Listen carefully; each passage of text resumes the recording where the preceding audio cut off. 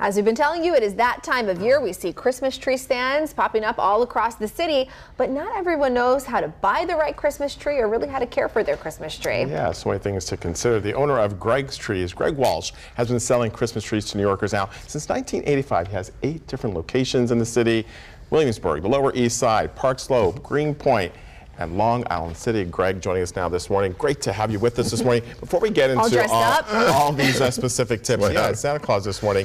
You actually got into this business because you felt like this tradition of going out to get a tree was kind of dying off. Yeah, we've been doing this for, like I said, almost 40 years, to be honest. And we did it in the old days, like most of the guys did it. And about 10, 15 years ago, I'm a school teacher now and everything. I was just like, it's got to be better. I want to make it better. So we started making these really big, beautiful stands where it's not just about getting a tree. It's getting a picture with Santa Claus. It's doing a cutout, with your face in the cutouts. Yeah. And, just holiday music and everybody's in uniform, so you know who's what. And Greg's Trees is, it's very, it's a simple place to go. You go to a computer, you pick your tree, you get that tree for that price. And you want it to be fun. An experience. An experience fun for the family. It's a great time. You come to Greg's Trees, it's a great time. Let's talk about how to pick a tree, whether they're picking it with you or they're picking it elsewhere. There are certain things that people need to keep in mind, and we do have some of those tips for our viewers, so they can keep that in mind. One of the things that you said, you have to kind of avoid those trees, right, with the pin needles falling already. Oh, of course, yeah. Yes. Yeah, if the needles are falling off, forget it, walk away. Walk away, go to the next one. And the entire family needs to agree on the size and the style. Why is that so important? Well, a lot of times that's what happens, and more times than not, somebody comes, they buy a tree, go home, and they find out their family doesn't want that size. They want a bigger one, or they want a little one.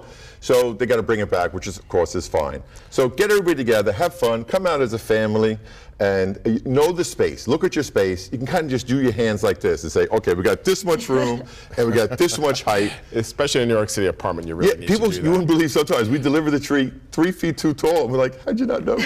Another piece of advice there, make sure you get it from a reputable seller. Definitely. Greg, there's so many of these tree vendors now, so how do you know who is a reputable seller? What should you look for? A lot of the guys are great guys. I know all of them, so they're all pretty much good guys. We compete, but Greg's Trees stands out in that where you're at Greg's Trees because I put a lot of signs up, and you just like it's all computerized and everything's kind of like simple. What about the heavy element? Most of the guys are good guys. What about the heavy element though? Because you say it should be heavier, right? Because that means it's retaining water. So if you feel a light tree, that's something to keep in mind. It's a very good idea. I don't know if I want to turn around, but if you put your hand in and just try to lift the tree straight up with your hand, you'll find there's weight to it. If it's light, it's not drinking. It's drying up a little bit. So you've chosen the perfect tree, so now you need to maintain it. Yes. Let's lead right there with moisture, with water. Water's the main thing. Water's the main thing. It's 99% of this whole thing is about the water, right? So you got to have a fresh cut. And don't let them cut a little tiny bit off. You want to cut off a decent amount. You want to make sure you still have enough room for your stand, right? So you might have to cut the bottom branches to make it nice. And Greg, cutting it to make sure that it could take in the water. So it can take in the water. Then you put the tree, if you got the time, right, put the tree in the stand and leave it alone for 1 day. If you can resist decorating it. That's a tough thing to ask. I know. People want to decorate People want to decorate it. But if you leave it alone for a day, it will open up and it'll also be drinking water. Okay. Now, if it's not drinking water the first day, it's not going to drink water. That means you got to bring it back to somebody or recut it. Okay, so it's very important. Now, the second day, you put in the fluids, the tree preservers and stuff, and check the water every day for the first 3-4 days. Every day, because that's when it's really going to drink its water. Then after that, you're okay. Something else to keep in mind too is where you place the tree. I mean, as we said, in a New York City apartment, sometimes people are just looking for any kind of spot, but you don't want to place it close to a heat source or close to sunlight. That's important. Yeah, not next to a radiator. I mean, you got to, the tree can only take so much.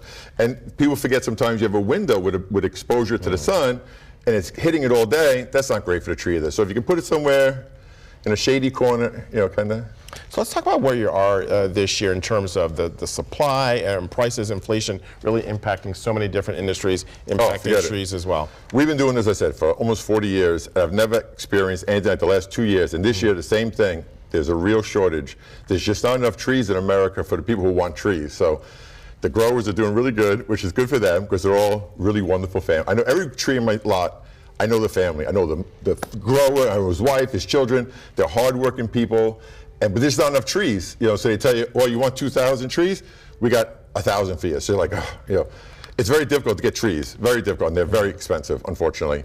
They've gone up because of everything because of inflation. And is it the later you wait, are they less expensive, or that's usually like right till Christmas Eve? Yeah. You wait the last couple of days, you can get a little bit cheaper, but then you don't get to experience it. You don't get to experience it, and you won't have the choice. You buy it early. It's once a year. It's it's not a lot of money coming in. Everything, you go into the grocery store, you spend $100. I get a bag this big, and they tell me $90. I'm like, really? Right. So there's trees. There's a lot of work goes into it. Nobody's getting rich. Like the growers are hardworking people. All my guys and me, and, I'm a school teacher full time. I mean, nobody's getting rich selling trees. Nobody in New York is getting rich selling trees. He's in New York with that accent. He's from Queens. Born and raised. College Point, represent. We should point out a couple of things. You can also get some of these, like the reindeer, the storm. I love those when I see them. They're the cutest thing in the world. Yeah. I know we always want a Christmas tree, but if you are working with limited space, something like that, it adds a little festivities and it adds a little something. And of course, the wreaths too are beautiful. Yeah, and we can make you a little Christmas tree. There's little Christmas trees you can get. So we'd rather you buy a big Christmas tree. By the way, you have an event tonight before we have just a couple seconds left. Well, we have tomorrow night. Right now, I'm going to Greenwood Park Beer Garden, and there's going to be a big Santa Claus event, tree lighting, the works. And then tomorrow, Domino Park is going to have a singer named Valentina, and we're going to have a DJ, Mickey Mouse. That's a surprise. Nobody knows. He just gave it up. Sorry, we won't tell all the viewers. And we're going to have wreath making and a craft table, all for free. All about making it a holiday event. Greg, it's going to be amazing. Great to talk to you, and Merry Christmas, Happy Holidays. Thank you. Merry Christmas. Merry Christmas.